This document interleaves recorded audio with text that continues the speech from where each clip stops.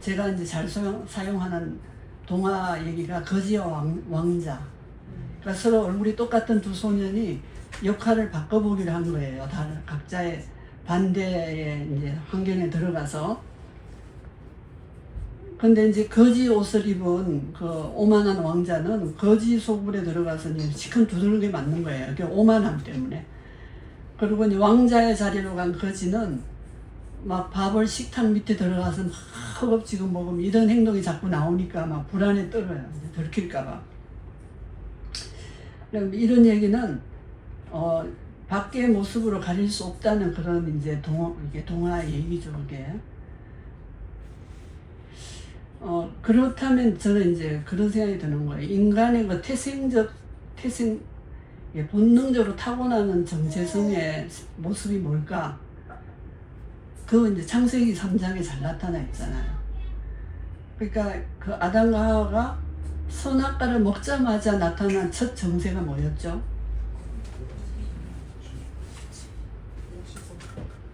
벗은 거를 벗었어도 전혀 상관이 없었는데 벗은 거를 자기를 보기 시작한 거예요. 자기를 보니까 하나님과 함께 그 매 순간을 호흡하고 그 에덴 동산을 이렇게 관리하고 장악했는데 하나님을 안 보게 되고 자기를 보기 시작하니까 이제 수치심을 느끼고 무화과 나무 잎으로 치마를 하고 그래도 모자라서 두려워서 나무 뒤에 숨어 있는 걸 우리가 알잖아요.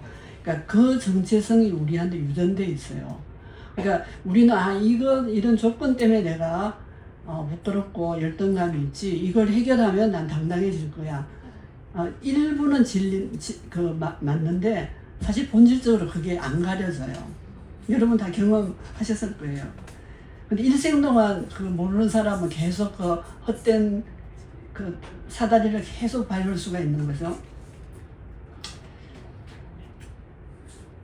그러니까 이 수치스럽고 두렵고 열등하게 느껴지고 뭔가 스스로가 당당하지 않은 이런 정체성이 우리 속에 있는 거예요. 본질적으로. 근데 우리는 자꾸 조건에서 그걸 규명하려고 하는 건 저는 잘못됐다고 생각이 됩니다.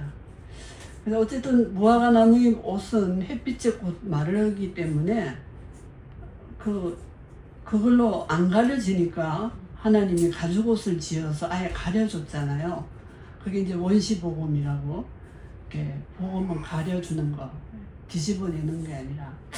그래서 저도 이제 오랜 상담 생활을 했는데 초심자 때는 뭘 모르니까 자꾸 이렇게 알려주려고 했어요. 이 사람이 전혀 자기 안 받아들이고 있으니까. 근데 거의 실패했어요, 상담을.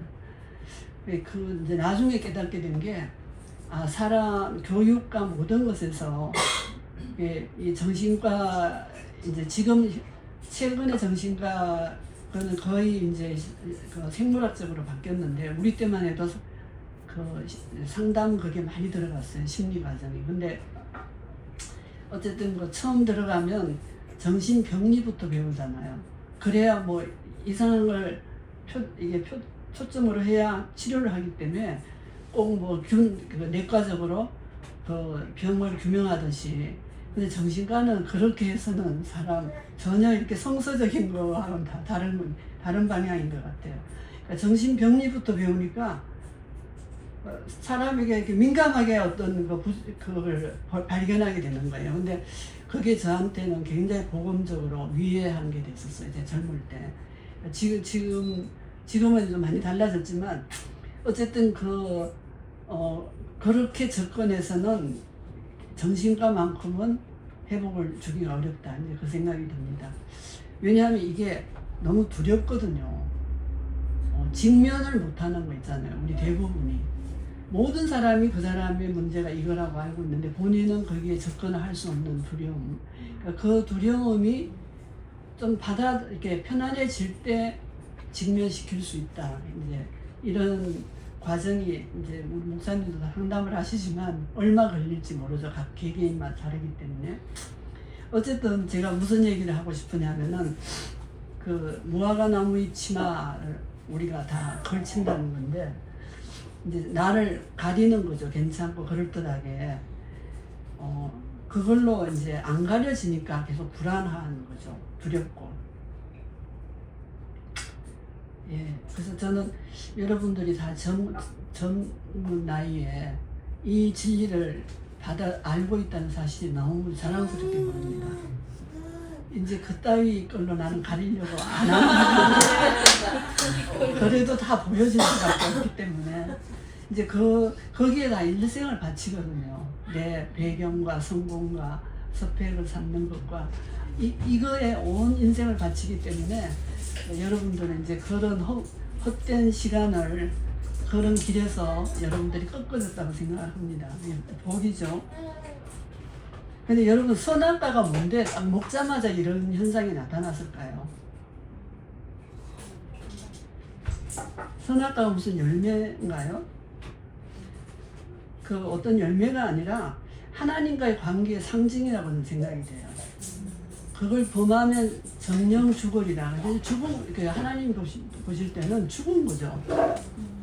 이게 전혀 두렵지 않았는데 두렵고 부끄럽고 숨고 변명하고 이게 그 전에 아담과 하와의 입장에서 볼 때는 죽음을 경험하는 거죠. 결국 에덴에 쫓겨나기도 했지만 그래서 신약에 보면은 이런 인간의 타고날 때부터 거부할 수 없는 운명, 본질적인 정체성에 스며든 두려움과 수치심 그런 거에 대한 말씀이 참 많아요. 로마서 8장 15절에 보면 너희는 다시 무서워하는 종의 영을 받지 아니하였고 양자의 영을 받았으므로 아바 아버지라 부르짖느니라. 그러니까 양자의 영을 받지 않으면 종의 영의 지배 아래 있다. 이게 성경이 선포하는 독선이에요. 이게 독선적이라고 이렇게 하는 사람들이 많죠. 이 기독교가 너무 포용적이지 못하다. 그러니까 또 진리일 수밖에 없는 거죠. 그래서 어떤 사람은 또 나는 어느 영 아래도 있지 않을 거야. 그게 안 되는 거예요. 왜 안 되냐면은 우리가 피조체잖아요. 그걸 싫어하고 신의 자리에 오르려고 하는 사람들은 이런 말을 그냥 싫어할 수밖에 없죠. 어쨌든 하나님만이 모든 인간을 두려워하는 마음에서 구하실 수 있다는 게 성경에 끊임없이 나오는 말씀입니다. 하나님이 우리에게 주신 것은 두려워하는 마음이 아니요 오직 능력과 사랑과 근신하는 마음이니. 디모데후서에. 아까 그 선악과가 열매가 아니고 하나의 하나님의 관계의 끈 상징이라고 말씀드렸는데 이게 이제 인간의 피조성을 저는 나타낸다고 봐요. 먹지 마라. 선악과를 주셨고 먹으면 정령 죽는다. 이게 하나의 그 피조성에 내려진 하나님과 인간의 그 선을 이렇게 그으신 거죠, 하나님이. 결국 관계의 틀 속에 인간이 존재한다는 뜻이라고 생각이 됩니다. 그래서 하나님은 자기 이름을 묻는 모세에게 나는 스스로 있는 자라고 인간과 자신을 구별해서 말씀하셨어요. 인간과 만물은 반드시 그들로 있게 한 선 존재를 필요로 하잖아요. 그러니까 이게 이제 뭔가 자기를 높이려는 어떤 왕족이나 왕이 태어날 때 그 신화를 만들잖아요. 아래에서 나왔다 뭐. 이제 그게 이런 걸 부인하고 싶은 거죠. 그래서 그 유교도 제가 뭐 내용은 잘은 모르지만 부모를 존재의 출발로 인식했기 때문에 그렇게 무리한 어떤 그 내용이 있었다고 봅니다. 그래서 아무리 그 일리가 있는 깊은 사상이나 가치라도 반쪽 진실일 때는 악의 도구가 되는 것 같아요. 유교뿐 아니라 모든 종교나 가르침이나 이게 진리가 아니기 때문에 어떤 면에서 정말 맞는데 어떤 면에서는 완전히 인간 올가면은 그런 생각이 듭니다. 근데 어쨌든 부모는 물론 자녀를 있게 했지만 자기가 설계한 건 하나도 없잖아요. 그냥 생기었으면 낳는 통로였을 뿐이기 때문에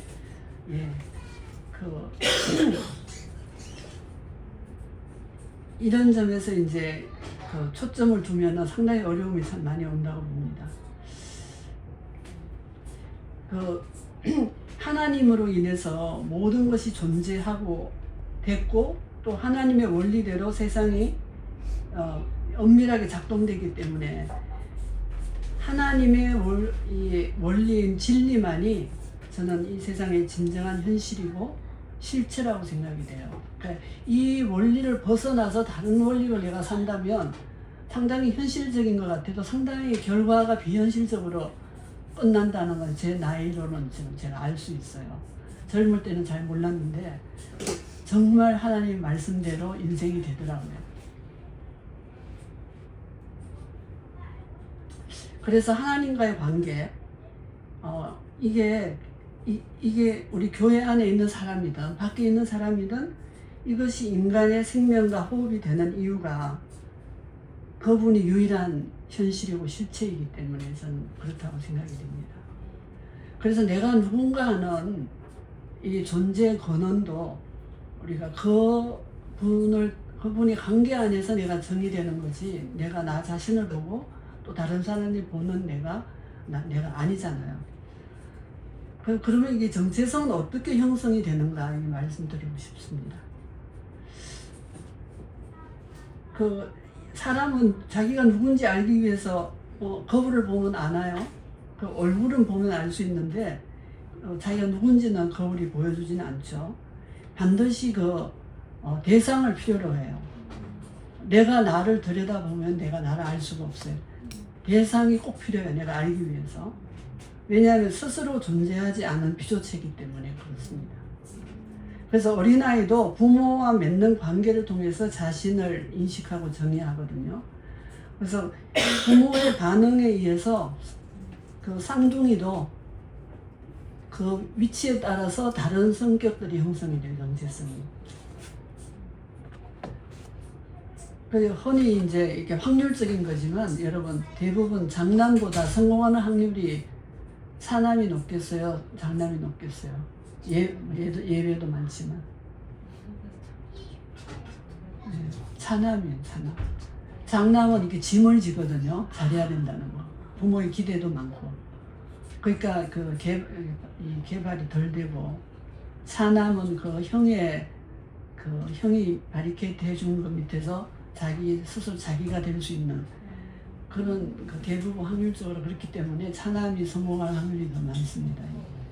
자신감이 더 있을 수 있죠. 부모 인정을 더 받고 장남, 좀 답답한 장남보다 잘 다가오는 차남을 부모도 더 좋아하게 되니까 이제 서로 장단점의 차이는 있지만 어쨌든 우리 자신이 되도록 양육을 받기가 참 어렵습니다. 우리는 내가 아닌 걸로 그냥 세이핑이 돼버렸어요. 부모가 반응해 주는 거에 따라서 나라는 게 형성이 됐지 이 진짜 나의 전부가 아니거든요. 예.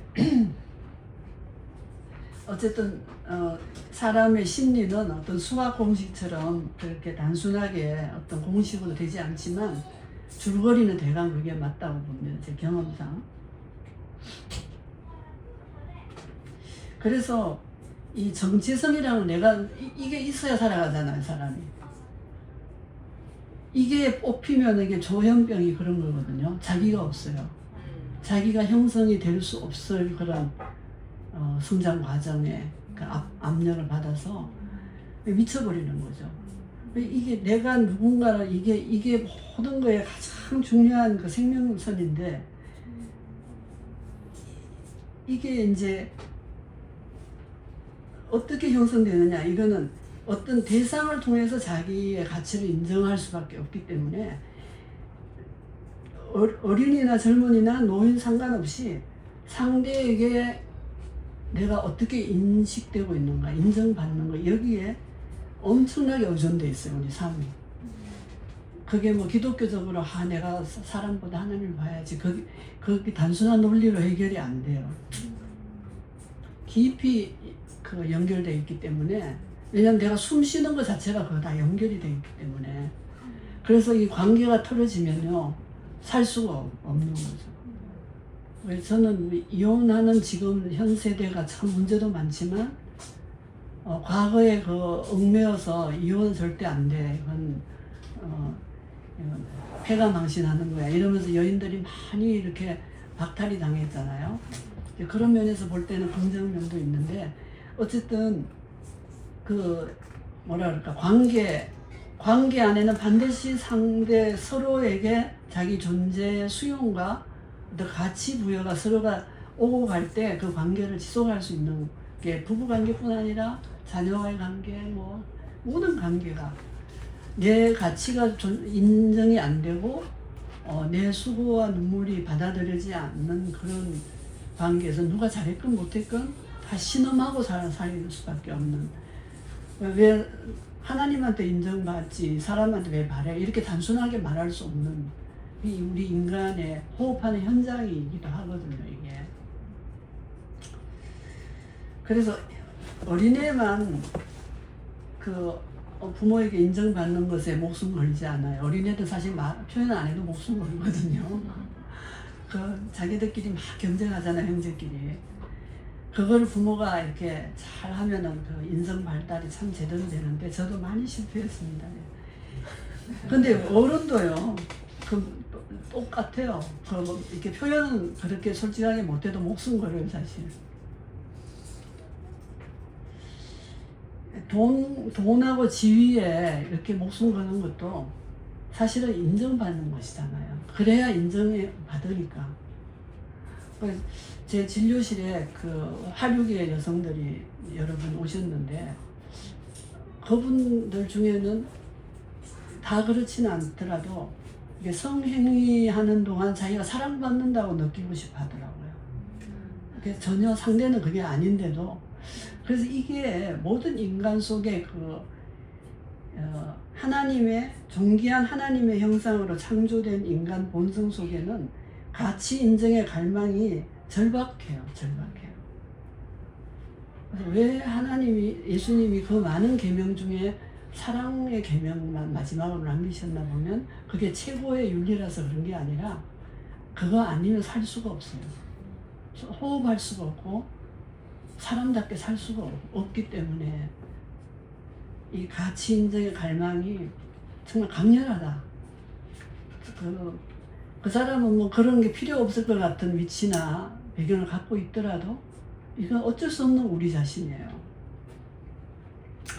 그래서 자기 정체를 타자의 태도, 세상에서 찾을 수밖에 없는 우리 사람들에게 이 가치 인정의 갈망은 그 요한복음 4장 사마리아 여인 그 스토리처럼 정말 생수 대신에 또다시 목마르게 하는, 왜냐면 살아야 되니까. 그렇게 찾다가 5번째 남편하고 살고 있었잖아요, 사마리아 여인이. 이게 비도덕적인 연이라 할 수가 없는 거예요. 그 사마리아 여인의 가치 인정의 대상이 남자였기 때문에 그런 인정을 갖고, 그게 일이나 뭐 지위나 심지어 목회자에게도 목회 성공이 그 사람의 가치 인정의 갈망의 대상이 된다면 또다시 겉으로는 다 하나님의 일이지만 또다시 목마를 수밖에 없는 그 수고와 헛발질을 계속 해야 되는 이런 요소가 특별히 그 사람이 병적이라서 그런 게 아니라 어찌할 수 없는 우리의 운명이에요. 정말 대상을 바로 하지 않으면 헛바퀴 인생에 헛된 데다가 에너지와 시간과 돈을 갖다 바치는 거죠. 여러분, 사도 바울도 그런 사람이었잖아요. 그는 종교계의 정점에 오른 출세가 보장된 사람이었죠. 그러나 자기가 누군지를 예수님 만난 후에 발견한 후에 자신을 성공케 한 그 모든 가치들을 배설물로 여길 수 있었어요. 이게 정체가 변할 때만이 가치 혁명이 일어난다고 생각이 됩니다. 그래서 로마서 2장 29절에 보면, 여러분 한번 읽어주실래요? 로마서 2장 29절 시작. 오직 유년적 유대인이 유대인이며 할례는 마음에 할지니 영에 있고 율법 조문에 있지 아니한 것이라. 그 칭찬이 사람에게서가 아니요 다만 하나님에게서니라. 예, 사도 바울이 진정한 종교인의 이 기준점을 그 칭찬이 사람에게서가 아니라 하나님에게서다. 이게 어떤 윤리를 말하는 게 아니잖아요. 그 인간은 매일의 자기 정체를 유지해야 되기 때문에 누구에게 내가 인정받고 칭찬을 받는가 이걸로 정체가 유지가 되기 때문에 이거는 우리가 밥 먹어야 사는 것보다 더 이거 있어야 숨을 쉬고 살거든요. 몸은 이제 밥으로 해결되지만 정신은 누구에게서 내가 가치가 인정되는 거 이걸 피할 수 없는 그 우리 인생이기 때문에 사도 바울은 그 칭찬과 인정이 사람에게서 하나님께로 옮긴 사람이 진정한 종교인이다. 이렇게 말하고 있습니다. 제가 잘 쓰는 단어 중에 하나가 제가 만든 단어인데 심리적 대출 인생. 대출이 있으면요, 이게 그게 있는 한 자유롭지 못해요. 이렇게 마음에 계속 짐을 지고 살게 되거든요. 제가 이제 제가 태백에서 로컬 정신과 클리닉을 27년 했나요? 28년 정도 하고 이제 은퇴하고 내려왔는데 그 은퇴할 때 그 우리 목사님이 그 연금 오랫동안 교회에서 들어준 걸로 일시불로 찾아서 제 빚을 다 제로로 만들었어요. 제가 그때 그 행복감 있잖아요. 그러니까 저는 은퇴 후에 왜 행복하냐면 빚이 없어서 행복해요. 이 대출의 부담을 제가 너무나 잘 공감하거든요. 근데 이게 심리적 대출 인생으로 살 수 있어요. 내가 누군가라는 이 나를 유지하는 정체성의 그 파이프를 다른 너라는 대상과 환경에 이렇게 우리가 이게 닿게 할 때 불안하고 긴장할 수밖에 없어요. 그 사람이 어떻게 변할지 모르고 환경이 어떻게 바뀔지 모르기 때문에. 그래서 저는 그 구약에 그런 말씀도 많지만 하나님 오직 하나님만을 섬기라 이게 나오잖아요. 내 앞에 다른 신을 두지 말라. 그건 꼭 하나님을 위한 계명 같은데 그게 아니라 우리를 위한 계명이라는 생각이 듭니다. 정체성은 반드시 인간과 하나님 중에 택해야 되거든요. 매일 그게 선택이 되는 거예요. 우리가 살기 위해서. 근데 그게 하나님이 아니면 죽는 길이거든요. 이게. 제가 이제 계속 지금 정체성 얘기를 하는 거예요. 이게 우리를 보이지 않게 말하게 하고 살게 하고 문제를 해결하게 하고 자신감 있게 하고 이 모든 지혜가 여기 들어가 있는 거예요. 제가 전주 그 예수병원에 근무할 때 그 내진탕 그 계단에서 굴러 떨어진 남자분인데 몸은 멀쩡한데 이 기억 상실증이 와버렸어요. 그래서 아내도 몰라보고 자기가 누군지도 다 잊어버리니까 이게 다친 데는 겉으로는 없는데 그 다음에 삶을 다 파괴됐어요. 삶이. 그래서 이 정체성이 바로 그런 거예요. 이거 망가지면 다 망가지는 거, 다 무너지는 거예요. 그 사람이 가진 전문성, 지식 이게 다 쓸모가 없어지거든요.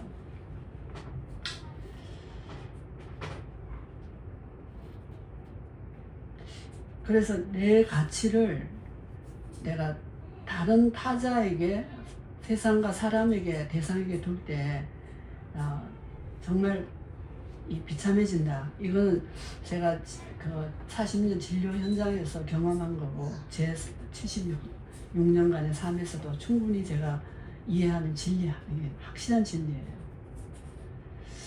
그래서 이제 주변에 보면 정말 남들이 볼 때 부러운 가정 있잖아요.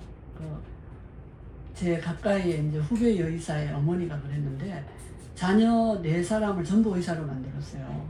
그 옛날에. 그러니까 상당히 겉으로 볼 때 성공한 인생인데 연세 들어서 아무도 그분하고 가까이 살려고 하는 자녀가 없으니까 처절하게 외로워하시다고 그러거든요. 그리고 이제 그 요양보호사로 그 고급 양로원에 근무하시는 분 얘기를 제가 들었어요. 너무 노인들이 외로우니까 그 침대 밑에다가 돈 봉투를 막 마련해 놓고 자식들이 오면 돈으로 자주 오게 하려고. 그런데도 이제 잘 안 오니까 돈만 가져가고. 막 우신다고 들었어요. 외로워가지고. 도대체 뭐 그렇게 그 말년을 이렇게 부유하거나 교육적으로 자녀들을 잘 성공시킨 그런 분들이 뭐 적당히 살았겠어요? 피나게 살아서 그렇게 되는 거죠. 근데 그 결과가 그렇다면 그 인생은 얼마나 억울해요. 그래서 저는 개미와 배짱이 얘기 아시죠? 개미처럼 열심히 겨울에도 해가지고 배짱이처럼 불쌍하게 살지 말고. 근데 저는 인생을 살아보니까 인간은 훨씬 더 반대예요. 배짱이로 사는 게 훨씬 차라리 더 이익이에요. 시큰 고생하고 시큰 눈물 흘리고 배신당하고 처절해지는 것보다 적당히 놀고. 근데 뭐 그리스도인은 적당한이라는 단어는 쓰면 안 되지만 어쨌든 전체적인 확률적인 인생들을 볼 때 정말 어리석은 게 인생이다. 정말 그렇게 어리석을 수 없이 전혀 보상 없는 길에 그렇게 진액을 빼서 제가 왜 이런 부정적인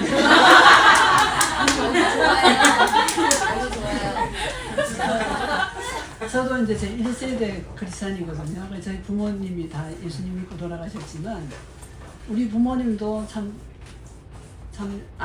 안타깝게 살았고 주변에 다 이렇게 이제 이렇게 나이 들고 병드니까요. 정말 하나님의 말씀으로 껴있지 않으면 자꾸 우울한 쪽으로 가더라고요. 이렇게 자꾸 장애가 오고 짐이 될 바에는 빨리 데려가 주세요. 이런 기도도 생전 안 해봤는데 제가 아프니까 그런 생각도 좀 나서 이게 노인의 시기가 사춘기보다도 위험하다. 사춘기는 잡아줄 부모라도 있지만 노인일 때는 배우자는 내가 반응하는 대로 이렇게 관계가 가잖아요. 내가 계속 어려워지면 배우자 감당을 못 하잖아요. 그래서 노인일 때는 정말 위기다. 이게 일단 몸이 병이 오고 이렇게 정신적으로 심령이 강해서 끌어갈 능력이 계속 없으면 정말 부모님이 참 위험한 시기를 여러분들 지난다고 생각하셔야 될 겁니다. 왜 저럴까 그러시면 안 되고 저는 이제 부모님을 왜 저렇게 저런 말씀을 반복을 하시나 막 그랬거든요. 근데 지금 이제 이해가 다 돼요.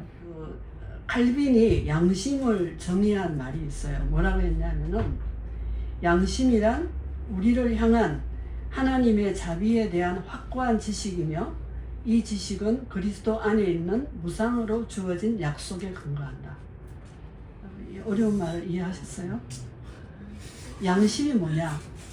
우리를 향한 하나님의 자비에 대한 확고한 지식이고 이 지식은 그리스도 안에서 무상으로 공급되는 거다. 그러니까 양심적이 된다는 게 자책을 하고 죄책감을 갖는 거하고 전혀 다른 길이에요, 여러분. 그래서 그리스도인의 양심 성찰은 하나님의 사랑에 대한 지식 안에 묶여야 돼요. 그걸 넘어갈 때 이제 악한 영이 정죄감을 줘서 그 사람을 파괴시키는 게 오거든요.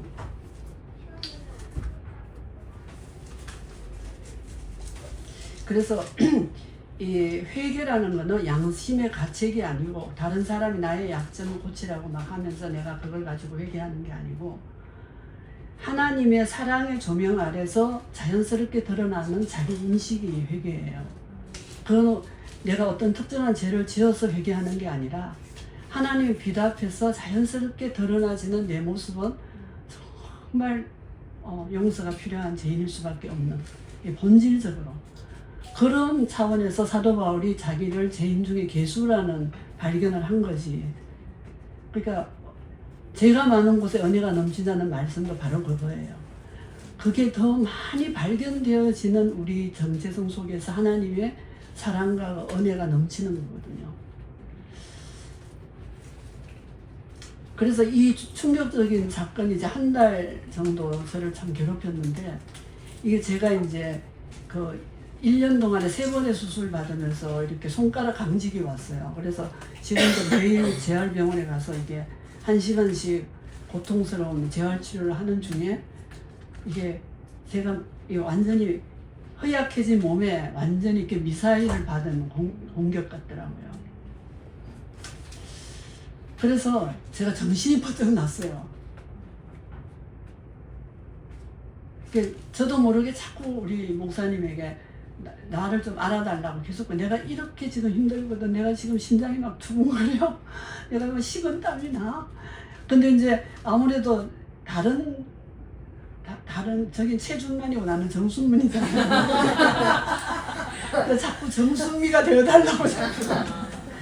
그러니까 막 죽을 지경이죠. 목사님도 1년 동안 내 발과 손이 돼줬는데 이제 고마워하진 않고 자꾸 이제 요구를 하니까 이제 한계점에 다다를 쯤에 이 사건이 터진 거예요. 그래서 이 사건이 이게 자꾸 내가 아픈 사람이란 정체가 자꾸 이렇게 기어 들어와 있을 때 터져서 제가 정말 번개처럼 저를 강타하는 영적 각성이 됐어요. 그래서 이 사건이 모든 저의 관계들과 기준들을 다시 재점검하는 계기가 됐고, 당신은 나를 이해해 줘야 되잖아, 남편이잖아, 막 이런 데서 이분도 최준만 남자고 남성이고 한 남성이고 한 거룩한 하나님의 종이고 또 너무나도 귀한 외동아들이고 내가 이분을 정말 몰라봤구나. 어제 그런 각성도 되고 전부 이렇게 새롭게 하는 이런 그냥 하나님의 은혜의 그 충격이 됐어요, 저한테. 그래서 이제 제가 이제 글이나 얘기를 할 때는 정제감 얘기를 많이 하거든요. 이게 이제 마귀의 이게 수단이기 때문에. 이게 복음이라는 게 뭐예요? 쉽게 말하면 정제치 않는 복음이에요. 로마서 8장 1절에 있듯이 그리스도 예수 안에는 결단코 정죄함이 없다. 이게 복음이거든요. 우리가 그 사랑 안에서만 내 그 무화과 나무의 치마를 벗을 수 있거든요. 그게 안 되면 절대 우리가 나를 노출시킬 수가 없어요. 이 두려움 때문에. 그래서 창세기 3장에 있듯이 그 하나님과 그렇게 친밀했던 이 아담과 하와가 그냥 하나님을 피하고 두려워하잖아요. 그리고 두 사람 관계도 다 파괴되고 서로 책임을 돌리잖아요.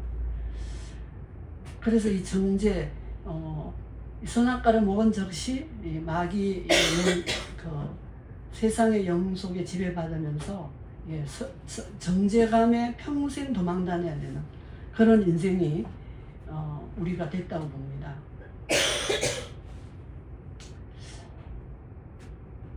그래서 저는 이제 그 창세기 3장에는 그 무화과 나무의 치마를 벗겨내고 가죽옷을 하나님이 지어 입히신 게 신약에서는 예수 그리스도의 옷으로 생각이 됩니다. 사도 바울이 예수 그리스도의 옷으로 옷 입어라.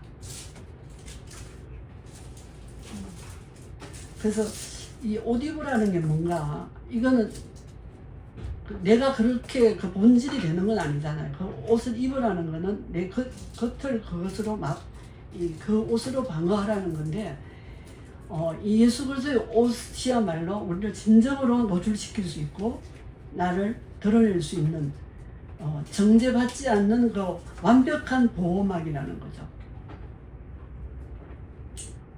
그래서 저는 이제 복음이 그냥 우리 죄를 그냥 지우개처럼 지워주고 마음을 편하게 해주는 진정제가 아니고, 복음에 왜 복음 안에는 그 완벽한 보호막이 있는가? 왜 결단코 정죄함이 있을 수 없는가? 그 이유는 아들의 죽음과 우리 하나하나를 바꾸신 그 엄청난 가치가 들어가 있거든요. 그러니까 우리의 정체의 뿌리가 거기 있어요, 사실은. 그래서 그 골로새서 3장 3절 1절에서 3절까지 보면 너희가 그리스도와 함께 다시 살리심을 받았으면 위의 것을 찾으라.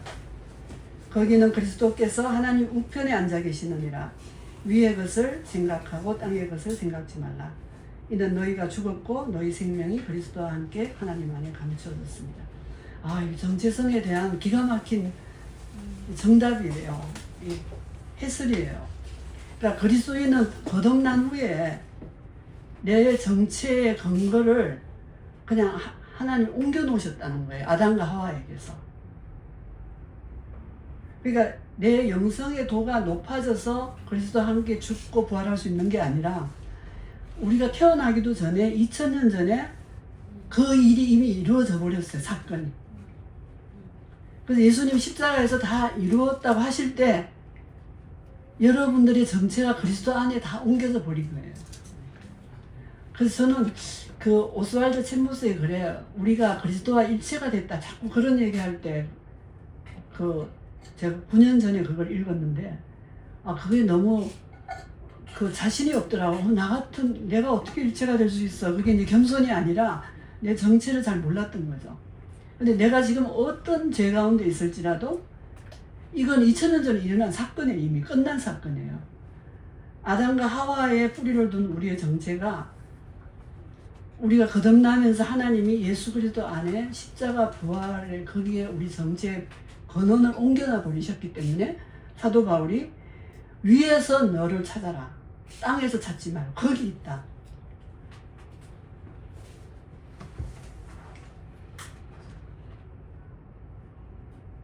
그렇기 때문에 세상과 나 자신 속에서는 발견할 수 없는 거예요. 왜냐하면 다른 곳에서 없는 데 가서 나를 찾을 수가 없잖아요. 근데 이제 바울이 말한 것처럼 감추어져 있다. 하나님 안에 감추어져 있기 때문에 이거 우리 찾는 몫은 우리 몫인 거죠. 그래서 그 땅의 것을 생각지 말라. 이제 여기서 출발하는 것 같아요. 어떻게 나를 찾을 수 있느냐. 이게 이제 잠언에서 수없이 말하는 지혜라고 생각이 돼요. 땅에서 내 가치를 찾으면 나를 잃어버린다. 이 말씀이잖아요. 그래서 제가 이번에 이 충격을 받으면서 두 가지 지혜가 제 머릿속에서 매일 선택해라. 둘 중에 하나. 그게 뭐냐 하면 그분이 왜 나한테 그렇게 공격적인지 이유를 알게 됐어요. 근데 그 이유는 한 100배 더 충격적인 것이었어요. 그래서 제가 여기서 다 말할 수는 없지만 그 이유를 몰랐을 때는 그냥 내가 무시받은 거에 대해서 기분 나쁜 정도였는데 그 이유를 알고 나서는 그냥 제가 무너지는 이런 거 충격이었거든요. 이제 그래서 내가 몰랐던 걸 알았다. 내가 이거 빨리 알았으면은 이런 문제가 안 올 텐데 이게 몰랐던 걸 알았다는 건 내가 뭔가 이게 이게 지혜를 깨달았다는 내 생각에 그 사람 그런 사람이었구나. 이건 왜 몰랐지? 이건데 이제 하나님께서 뭐라고 말씀하시냐면은 그 야고보서 3장 17절 한번 찾아서 읽어주실래요? 오직 위로부터 난 지혜는 첫째 성결하고 다음에 화평하고 관용하고 양순하며 긍휼과 선한 열매가 가득하고 편견과 거짓이 없나니. 네, 정말 내가 이게 참 기준이고 내가 깨달았다고 하는 게 위로부터 오는 거라면 첫째 성결하고 거룩하고 그 다음에 화평하고 관용하고 양순하고 긍휼과 선한 열매가 있고 편견과 거짓이 없는 것이 위로부터 오는 지혜고 내가 이 사람을 알게 됐네 하는 이 지혜는 육으로부터 온 거죠. 내 육으로부터. 그래서 둘 중에 하나를 선택하라고 하셔서 제가 뭘 선택할게요? 예, 제가 위로부터 오는 지혜를 선택하기로 결정을 내렸습니다. 이게 정서적으로는 안 되더라도 왜냐면 내가 살고 싶으니까 하나님 순종하겠습니다. 그럼 일단 그녀에 대한 내 판단과 비난을 중지하겠습니다. 그리고 이 감정을 내가 부인하겠습니다. 그냥 제가 기도하면서 막 발바닥으로 막 문질렀어요. 내 감정을 막 지키겠어요. 그리고 막 절규하듯이 부르짖었어요. 주님, 제가 지금 이렇게 피해를 받았는데 한 달을 제가 못 자고 괴로워하는 충격을 받았는데 저보고 성결하라면 지금 어떻게 해야 됩니까? 어떻게 하는 게 성결한 겁니까? 아까 예배 이제 다 이렇게 그 찬양도 했지만 성결이라는 거는 내가 뭐 거룩해지는 행동이 아니라 그녀와 같은 반응을 하지 않는 거죠. 일단 내가 죽는 거예요. 내가 죽기로 결정하는 건데 이게 뭐 돌을 닦는 어줍지 않은 위선이나 내가 혹시 오해했을 수도 있어. 그건 아닐 거야. 이런 현실 도피적인 게 아니라 그녀의 죄악을 분명히 직시하면서 또 그녀에 대한 내 분노와 그 하나님이 싫어하는 그 내용을 보면서 내가 선택을 하는 거예요. 이렇게. 그분은 하나님이 다뤄주셔야 되는 거고. 다만 나는 악에서 벗어나야 되는 거잖아요. 이게 나한테 절박한 현실이기 때문에 그 문제가 어떻게 돌아가든 내가 하려고 하는 게 아니라. 그래서 이제 제가 이렇게 절규하듯이 매일 기도를 하면 하나님의 그 부드러운 음성이 있잖아요. 저는 제가 죽기를 원합니다. 정말 이 기회에 저를 죽여주십시오. 막 그러는데 넌 과거에도 내가 여러 번 기회를 줬는데 네가 너를 주장했잖아. 이렇게 하나님은 상당히 부드럽게 끄트머리를 살짝 올리시면서 막 이렇게 결정적인 말을 하시는 게 아니라 너 그랬잖아? 이번에 순종해봐. 제가 그래서 하겠다고 도와달라고 이제 그렇게 했습니다. 예, 그래서 우리는 제가 지금 무슨 얘기를 하냐면 이렇게 주제가 있어요. 정체성 얘기를 하기 위해서 하는 거예요. 아니 그 여자분이 나를 아주 이렇게 안 좋게 생각한다 해서 내 절대 가치가 변하는 게 아니잖아요. 난 그 사람의 눈에서 그럴 수밖에 없는 걸 내가 받아들여야 되는 거고. 예. 그런데 이제 이런 순간순간을 만날 때마다 우리는 이성과 내 합리성에서 죽어야 되는 거고, 그 문턱을 넘을 때마다 죽음을 경험하는 거예요. 우리가 작은 죽음을. 이게 이제 우리 목사님이 오전에 얘기하신 성령과 함께 동행하는 아주 실제적인 내용이 된다고 봐요. 아무리 성령을 갈구하더라도 내 성격과 내 자아 주장에서 죽지 않으면 성령이 아무리 들어오고 싶어도 나를 이렇게 다스리고 싶어도 내가 나를 꽉 쥐고 있으면 그게 안 되더라고요. 누가 갈라디아서 5장 17절 한번 읽어주실래요? 육체의 소욕은 성령을 거스르고 성령은 육체를 거스르나니 이 둘이 서로 대적하므로 너희가 원하는 것을 하지 못하게 하려 함이니라. 네. 이게 성령님은 그냥 오소서 하면 막 충만하게 채워주시는 게 아니라 인격이시잖아요, 성령이. 그러면 의도를 갖고 있다는 거예요. 드라이브를. 그러니까 성령이 우리도 내 어떤 경향대로 꼭 하고자 하는 게 있잖아요. 그걸 누가 막으면 굉장히 상처를 받는 건데 내 식대로 꼭 하고 싶은 그게 있는데 성령이 그 의도를 갖고 있다는 거예요. 그래서 내 육체의 어떤 그 경향성과 계속 부딪혀서 우리가 하고자 하는 일을 못하게 한다는 게 결국 이기신다는 거거든요. 하나님의 자녀들은 그런 노선에 지금 있어요. 이미 어쩔 수가 없어요. 내 마음대로 하면 망하는 거예요. 내 주장을 자꾸 하면은 이제 이게 안 되는 거예요. 왜냐하면 성령의 소욕이 그렇게 딱 디자인하고 있다는 거예요. 왜냐하면 나를 바꾸시기 위해서. 그래서 우리가 성령 충만을 받는 게 그냥 오소서 이게 아니라 이게 나를 향한 하나님의 아주 끈질기고 오래전부터의 의도예요. 우리는 어떤 희망을 가지고 강구를 가지고 막 이렇게 해결해 달라고 막 그러잖아요. 근데 하나님의 의도는 나를 바꾸고 싶은 게 있는 거예요. 그래서 저는 이제 그 창세기에 야곱을 참 제가 좋아하거든요. 제가 너무 닮았기 때문에. 그 야곱이 자기가 얻고 싶은 모든 걸 다 얻어놓고 그 야복강가에 홀로 외롭게 앉아서 또 다시 축복 안 해주면 안 보내준다고 막 천사를 붙들고 그렇게 그러니까 축복을 해줘도 못 받아들이는 막 이 충동이 야곱이 자기 강박이 너무 강한 거예요. 그러니까 도저히 하나님이 감당이 안 되니까 환도뼈를 문질러 버리고 축복을 받도록 하신 거예요. 그래서 그런 생각이 들어요. 정말 하나님의 의도와 내 의도, 내 목적과 내 경향성과 내 바램과 이게 계속 이렇게 충돌하는 가운데 내가 얼마만큼 더 계속 다가가느냐. 우리가 하루아침에 변할 수 없어요. 하나님의 어떤 그 의도에 내 의도를 계속 굴복시켜 나가는 과정이 우리 성숙의 과정이라는 생각이 들거든요. 그래서 그 C.S. 루이스의 그 유명한 말씀이 있잖아요. 하나님은 즐거움을 통해서는 속삭이시고, 양심을 통해서는 말씀하시고, 고통을 통해서는 소리치신다. 이게 우리의 고통에는 하나님의 외침이 있는 거예요. 너 알아들어라. 그러니까 저 이번에 당한 그런 충격은 제가 살아가면서 처음 당한 것 같아요. 그 인격적인 충격은. 근데 그 충격의 배후에는 하나님이 너 지금 병 때문에 막 완전히 그 어린애처럼 돼가지고 나는 환자다, 언제 죽지, 막 이런 생각을 많이 하고 있었는데 여기 하나님 깊은 사랑의 의도가 제가 있다고 보고, 제가 또 1년 내내 이렇게 장애자처럼 살아온 내용에도 이게 저의 한도뼈가 아닌가.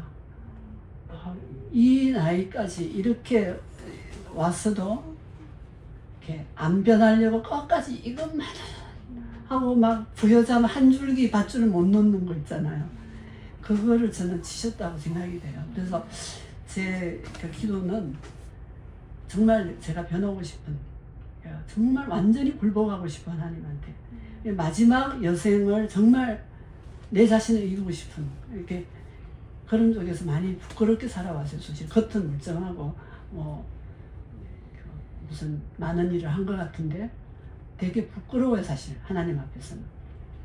그래서 제가 우리 목사님한테 그래요. 당신 여생에 뭐 이렇게 몽골과 해외 가서 막 두나미스 막 자꾸 퍼뜨리고 이거 아니라 우리 부부관계부터 좀 제대로 하자. 자녀들하고 뒤틀린 관계 좀 이거 우리 마무리하고 죽자. 자꾸 밖에 일에 막 내몰리는 걸로 이게 뭐 하나님 일을 했다. 이런 생각이 참 위험한 거거든요. 예, 어쨌든 제가 무슨 말 하다가 이렇게 많이 어쨌든 예, 그럼 어떻게 성결할 수 있느냐, 이렇게 사도 베드로가 그런 얘기했잖아요. 베드로 전후서에 그 핍박으로 전부 흩어져서 다른 나라에 가면은 뭐 밑바닥 생활밖에 못 하잖아요. 그런 성도들한테 너희들은 거룩한 왕 같은 제사장이고 거룩한 나그네고 제사장이다, 왕 같은 제사장이다, 이런 신분을 그렇게 높게 사도 베드로가 봤어요. 우리의 정체성을 어디서 찾아야 되느냐, 결국 정체성 얘기인데, 예, 우리가 어떤 영적 수준을 높여서 내가 그리스도와 죽고 부활을 경험하는 게 아니라, 예, 지금 당장 여기에 가능한 거예요. 내가 누구에게 인정을 받으려고 오늘 이 계획을 하지? 내가 누구에게 인정받으려고 이 수고를 하지? 아침에 눈 뜨면 여러분 씻고 하루의 수고를 준비하잖아요. 그 방향성과 그 찰나성, 그 이례적인 끊임없는 선택, 일상 속에서 그것이 여러분들 자신이 내가 이런 사람이구나, 여러분들이 생각하는 것보다 훨씬 더 존귀하고 위대한 거예요. 왜냐하면 예수 그리스도와 같은 형제로 하나님이 우리를 입양했거든요. 맏형으로, 맏오빠로. 이게 내가 위대해져서 그렇게 되는 게 아니라 언제나 적시 거기서 나를 찾을 수 있는, 하나님 우편에서 거기서 나를, 여러분들이 자기를 발견하기 위해서는 결국 작은 일에서부터 내가 누구에게 인정받으려고 하느냐, 이걸 끊임없이 점검할 필요가 있는 거예요. 그러니까 노년에 저에게 큰 그 약점과 지금 기도 제목이 뭐냐 하면은, 우리 목사님이 이자기상이라는 그 상을 받으셨잖아요. 거기에 수많은 활동이 들어가 있어요. 아까 잠깐 여기 보셨지만, 근데 이제 저는 이제 드러나지 않잖아요. 저는 그 모든 수고의 배경에 그렇게 할 수 있는 바탕이 가정이었는데, 목사님은 상당히 보람있고 막 이렇게 막 괜찮을 수 있는데, 저는 이렇게 병들고 나니까 내가 뭐 위해 살았지, 이렇게 회의가 되는 거예요. 그리고 남편이 그걸 이렇게 나한테 이렇게 소통하는 관계에서 참 당신이 고마워서 이런 표현을 못해요. 장남이라서 표현 능력이 없어요. 마음에는 있어도 그걸 못하고 그 이자이상을 받는 날 이렇게 소감을 발표했거든요. 그게 작년이었나요? 소감을 준비하는 그 전날 밤에 제가 소감문을 이렇게 보니까 그 상식적으로 쓰는 그 아내에 대한 고마운 말이 하나도 없는 거예요. 되게 왜 책을 쓸 때도 아내에게 감사하고 이렇게 상식적으로 들어가는데 그 상식적인 말조차 없어요. 그래서 내가 속으로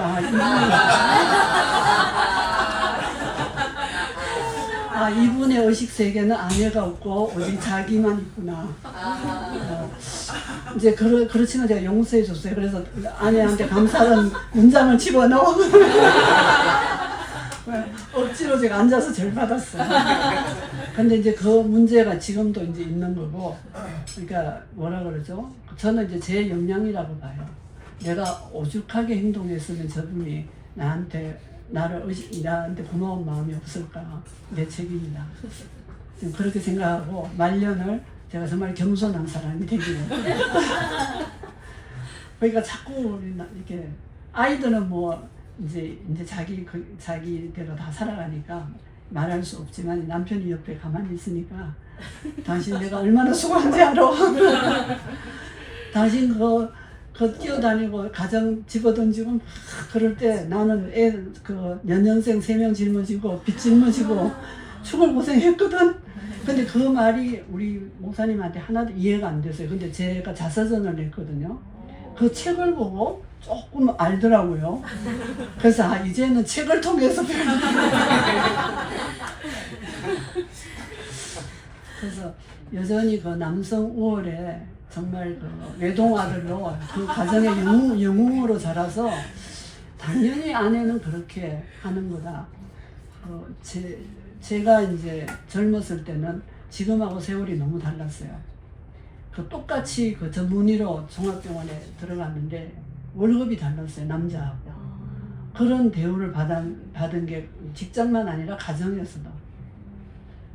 그러면서 이제 우리 시어머니는 이제 우리 남편이 이제 태양신이거든요. 남성 이런 우월 속에 결혼하니까 넌 나하고 그냥 이렇게 상mit돼서 그냥 먹자 뭐 차리냐. 근데 저는 엄청 대우받고 자랐거든요. 저는 우리 집의 왕이었어요. 그래서 어쨌든 그런 그래서 하나님이 저를 이제 선택해서 이런 오만하고 자기 멋대로 하려고 하고 버릇없고 충동적이고 잘난 척하는 그런 저를 이제 딱 다루기로 결정하시고 이제 결혼시키시고 요만큼이나 된 거예요. 우리 목사님 때문에. 제가 목회자 아내가 아니었으면 제가 참 어떻게 됐을까 싶습니다. 예, 제가 하다가 사이드로 나간 것 같아요. 예, 어쨌건 예, 저는 이제 개척교회 사모로 지금까지 이렇게 20년 사역하고 내려왔지만 정말 옛날에 제가 고생을 한 거 있잖아요.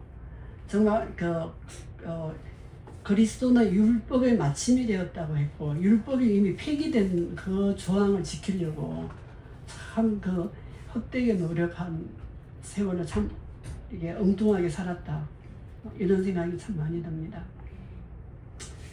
그래서 늘 개척교회 시절에는 제가 병원을 했기 때문에 개척교회 사모 역할을 제가 할 수가 없죠. 목사님 목회 동반자도 못 대주고 목사님은 목사님대로 외롭고 저는 저대로 끝나면 교회 쫓아가고 집에 가서 밥 해야 되고 하여튼 저는 저대로 어렵고 너무너무 어려운 세월을 살면서 뭐라 그럴까 내 자신을 찾지를 못했기 때문에 다 하려고 그랬어요. 책을 안 받으려고 한 4시간 자고 쫓아가서 새벽 기도하고 철야기도 나가고 돌아보니까 제가 하나님을 섬긴 게 아니라 교회 프로그램을 섬긴 것 같아요. 그러니까 자꾸 영이 아닌 육체를 연습시킨 그런 세월을 참 헛되게 살았더라고요.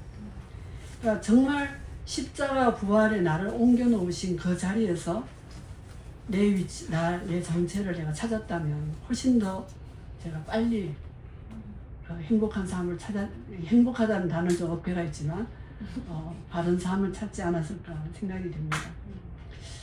어쨌든 우리는 큐티나 훈련, 수양, 이게 성경 말씀 훈련으로 어떤 수준에 이르는 것이 아니라 하나님이 나의 정체를 옮겨놓은 그 자리에서 나를 찾아야 된다는 이 말씀을 제가 꼭 드리고 싶은 거예요. 그거는 결국 이 길에 다다르는 유일한 길이 믿음이다. 그렇게 생각이 됩니다. 이 비밀이라 그랬잖아요. 하나님 안에서 나를 발견하는 이 비밀인 길에는 오직 믿음만이 열려진 문이다. 그렇게 생각이 됩니다. 근데 교리적 믿음은 현실 능력이 없어요.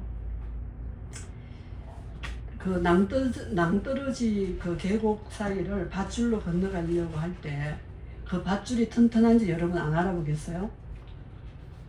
튼튼하지 않다고 생각하면 절대로 그 매달려 가지 않겠죠. 근데 자기가 매달릴 필요가 없는 사람은 건너가도 돼. 건너가봐. 이렇게 쉽게 말할 거예요. 누가 고린도전서 이게 하나 더 남았지만 고린도전서 15장 19절 한번 읽어주실래요? 만일 그리스도 안에서 우리가 바라는 것이 다만 이 세상의 삶뿐이며 모든 사람 가운데 우리가 더욱 불쌍한 자이니라. 네. 그러니까 이 세상 삶의 구조상 스스로 불쌍한 자의 자리로 내려가기 전에는 결코 부활을 안 믿는다 이런 뜻입니다. 그러니까 우리 믿음이 교리나 추상 개념을 벗어나는 데는 하나님이 개인의 고난을 사용하셔요. 그러니까 대가를 치르지 않는 가치는 내 가치가 되지 못하잖아요. 남의 가치죠, 그게. 그러니까 도박꾼도 푼돈에는 집중을 안 해요. 근데 가진 모든 돈을 걸었을 때는 완전한 몰두를 하게 되잖아요. 여러분들이 신앙 가치도 우리가 끊임없이 선택한다 그랬잖아요. 정말 하나님을 향해 여러분들이 던져졌는가? 아니면 이것만큼은 내가 양보할 수 없어 하는 게 있는가? 아니면 신앙이 여전히 자기 도피와 방어의 방편이 되는가?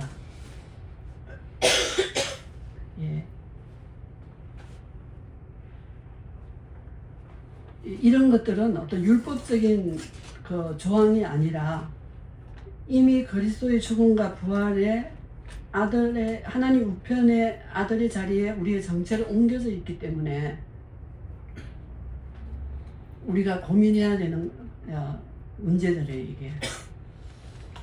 그렇게 해야만 하나님이 나를 받아들인다 이런 율법이 아니라 그렇지 않으면 나를 찾을 수 없다. 나를 찾을 수 없기 때문에 더 무서운 손실인 거죠, 이게.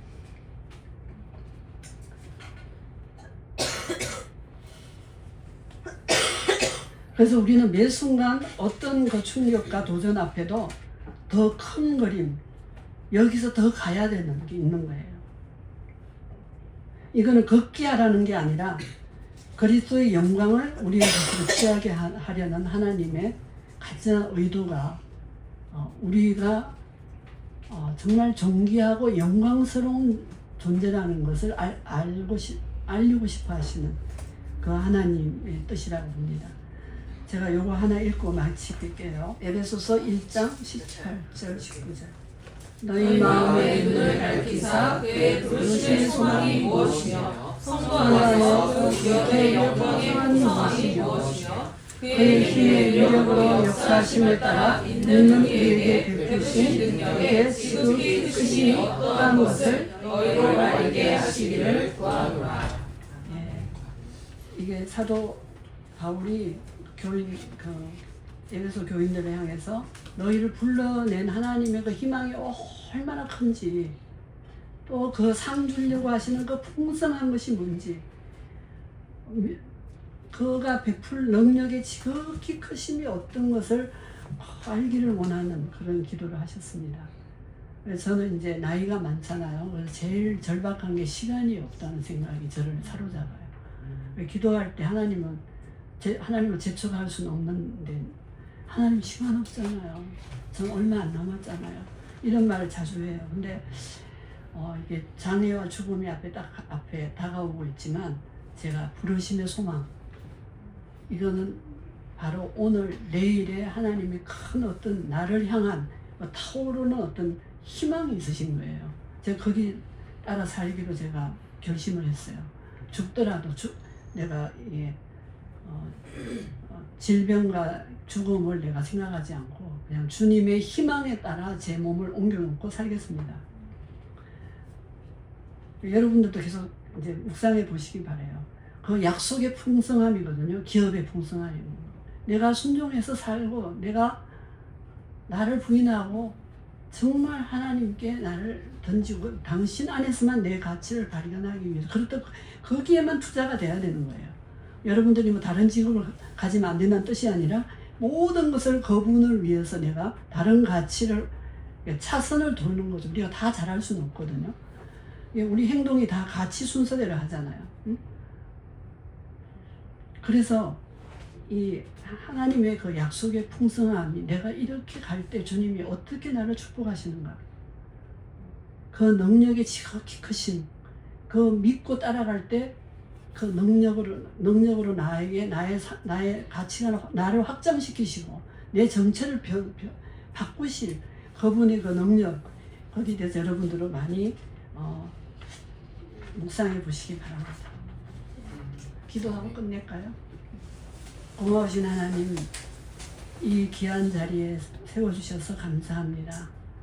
특히 인생의 젊은 날 하나님을 알게 하신 여러 젊은이들을 주님 축복해 주시고, 주님, 우리가 결국 내가 두는 가치에 따라 시간과 에너지와 물질을 던질 수밖에 없습니다.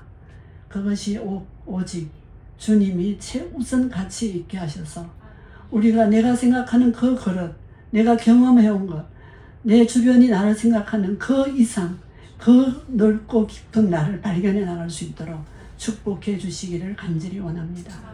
예수님 이름으로 기도드립니다. 아멘.